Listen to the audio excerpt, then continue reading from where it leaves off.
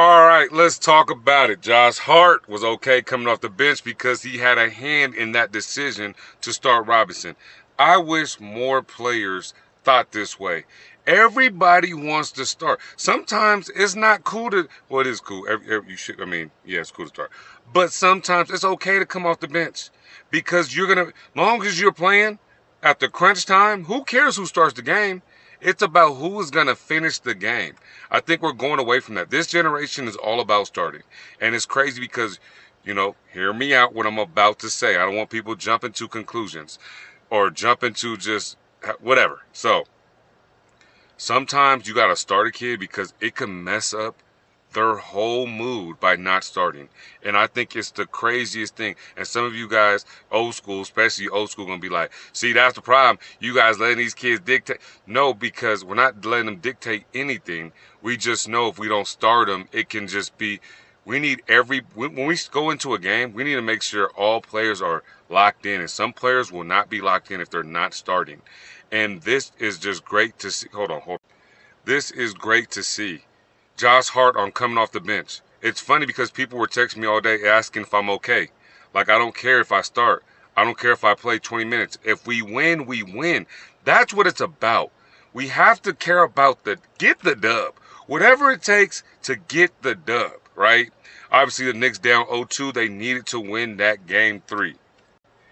And look at what he did when he played in the fourth quarter. 5 rebounds, right? 2 of them were offensive. 4 points on 0 shots. Come on. So he out there getting, well, I don't know how to say zero. He did something. He maybe got some free throws, whatever. Assist still. Plus 16 in the, like, we need more people to understand, especially like my young guys, my middle school, high school. Like, everybody wants to be a top tier player. And yes, we're not saying don't dream to be that, but then there's something called reality. And when that reality comes in, you have to understand what's best for the team. You start to understand, like, okay, maybe it's better for me to come off the bench. Maybe it's better for me to pass the ball. Another player that I like and people don't talk about is Draymond Green. Like, very unselfish. He's gonna pass the ball. He's gonna set Steph up. Like, that's what that's what, for me as a coach, we want players like that because they're going to go so hard for their team. They don't care about their individual stat. Like, basketball is a team sport. So we have to do what's best for the team first, and then we'll focus on the players individually. But team first. Whatever it takes to get that dub, whatever we got to do, if Josh Hart has to come off the bench, he has to come off the bench. There's a reason why. But when he gets in, he's going to play and he's going to do his thing. But I just wish a lot of younger players would understand that and understand it's okay to be a 6th man. It's okay to be a 7th man, 8th man, whatever the case may be. But just understand, long as everybody's winning. Now we're losing, now we in a different topic, okay? Now you take some L's, now we got to shift some things around. But if you're winning, or if okay, maybe if I come off, because now him coming off the bench can help that second unit, right?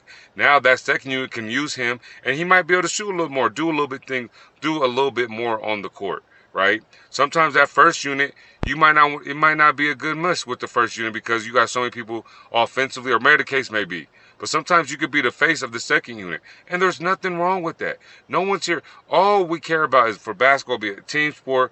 Collect wins, have fun doing it, and put the team first. You put the team first, everything else will fall into play. I promise. And that's what we have to go. Team first. Team.